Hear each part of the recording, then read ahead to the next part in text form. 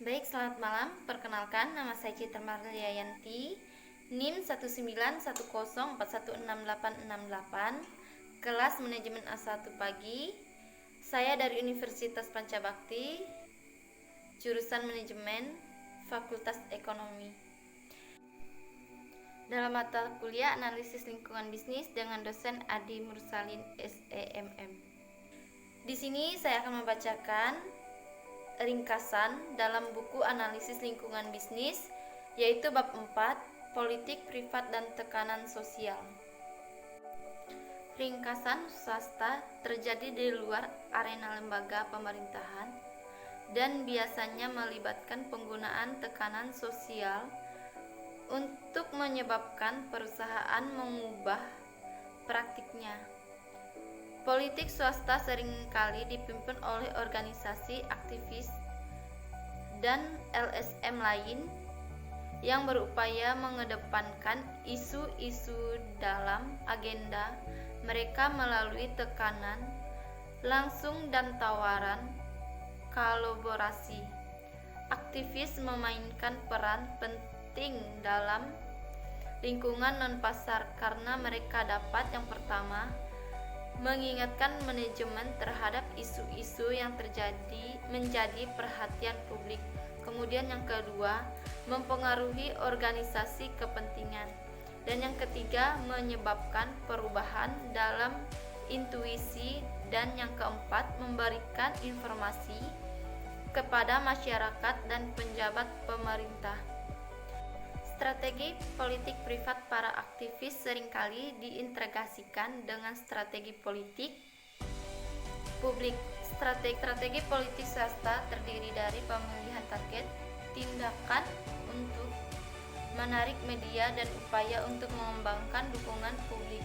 Strategi ini mungkin melibatkan ilmu advokasi, studi kebijakan, dan strategi media untuk membawa masalah menjadi perhatian publik yang lebih luas. Organisasi aktivis menggunakan berbagai strategi untuk memajukan isu-isu dalam agenda mereka. Beberapa fokus pada konfrontasi, sedangkan yang lain bekerja sama dengan perusahaan. Tujuan dari konfrontasi adalah untuk menyoroti perhatian publik pada suatu perusahaan dengan harapan akan timbul tekanan sosial dan menyebabkan perusahaan tersebut mengubah praktiknya. Aktivis koperasi memberikan keahlian untuk membantu perusahaan meningkatkan praktik sosial dan lingkungan mereka, atau memberikan legitimasi eksternal yang memungkinkan perusahaan untuk secara variabel mendemonstrasikan praktik yang diingatkan kepada konsumen dan publik. Strategi ini seringkali dilengkapi dengan politik publik sebagai pengungkit untuk mendorong negosiasi tentang masalah tersebut.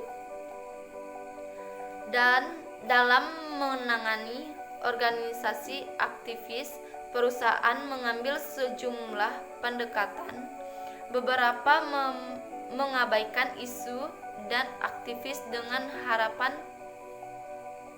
minat mereka akan berkurang atau mereka akan gagal mendapatkan dukungan yang lebih luas. Banyak yang berorganisasi langsung dengan para aktivis,